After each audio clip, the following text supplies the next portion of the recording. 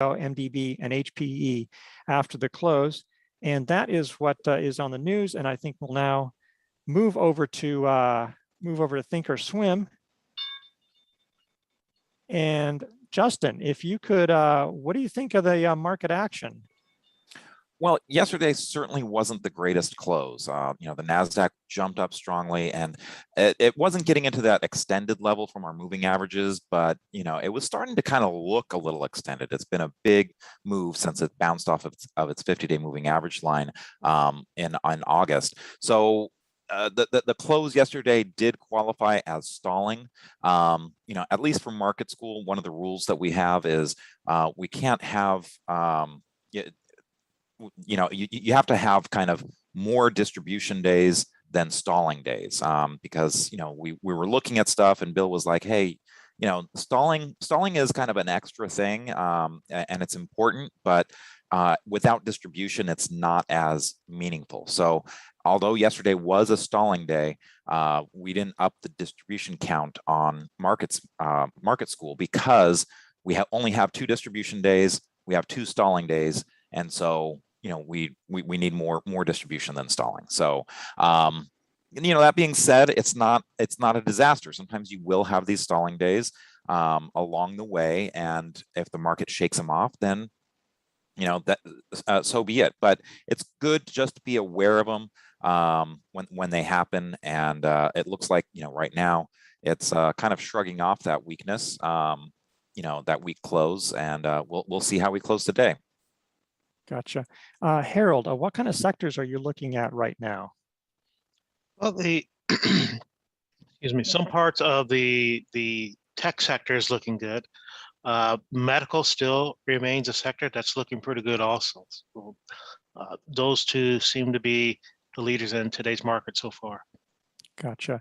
And Rachel, what kind of have you been more aggressive over the past couple of weeks, or stayed the same, or what have you done with your portfolio?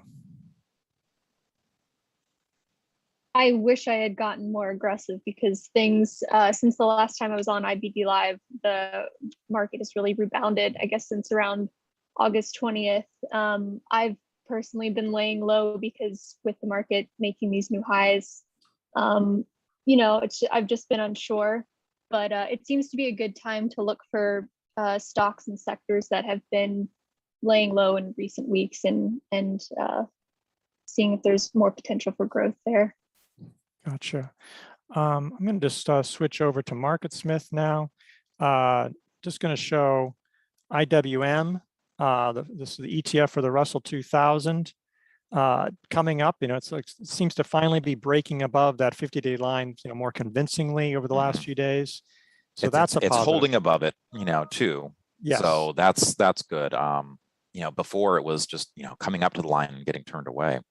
Yeah. So, and that's a sign of market breadth. And this is from yesterday.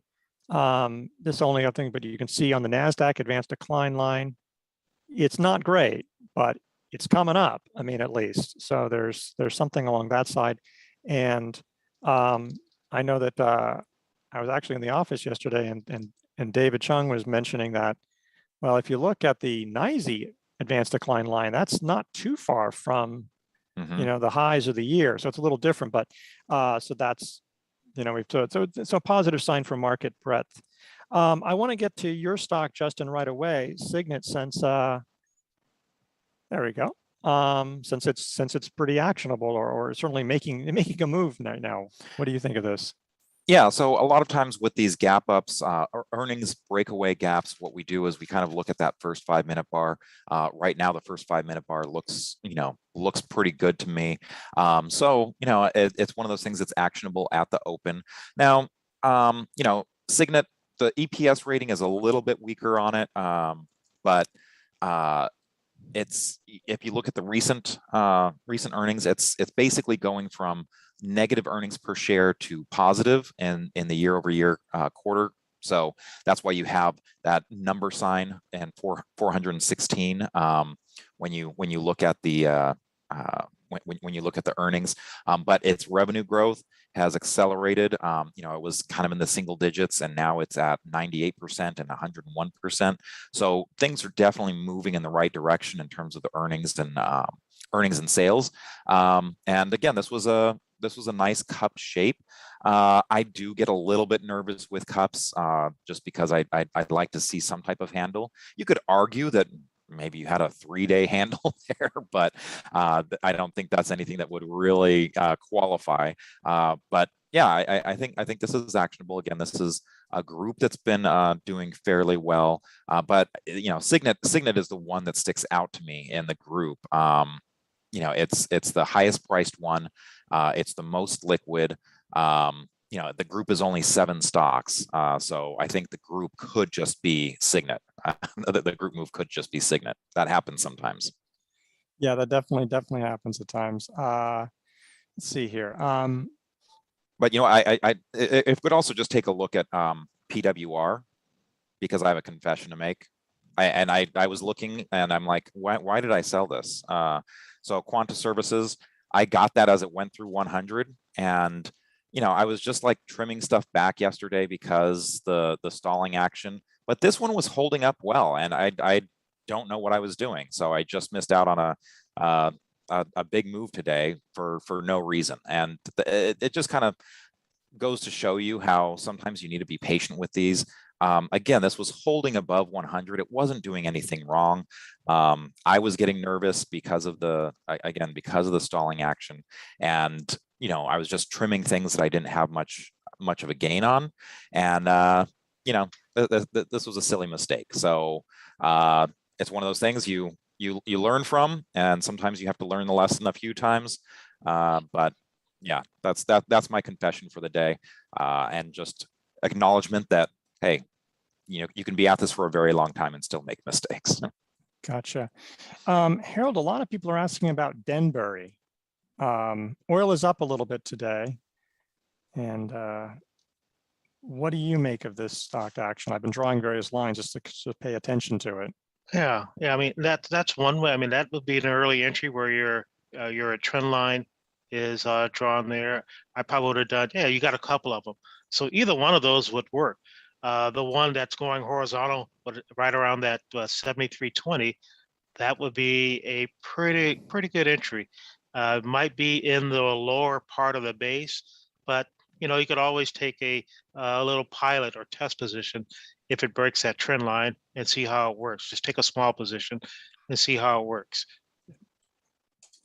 Yeah, another one in that field is Devon Energy, which was actually the first one to come up above its 50-day line, but then ran up and then had some trouble. I suppose it could be forming a handle at this point.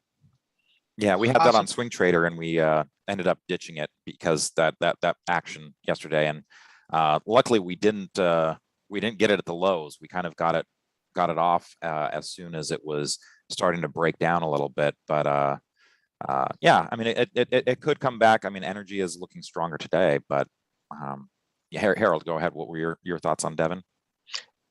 Yeah, I mean, it had that reversal yesterday, so that was not a good sign. It got a pretty good distance above that 50-day moving average. I don't know exactly, but just visually looking at it, as it got above that 50-day, it's not unusual for stocks to pull back, which it did. Probably didn't expect such a strong pullback on high volume, but looks like today it's recovering. Gotcha.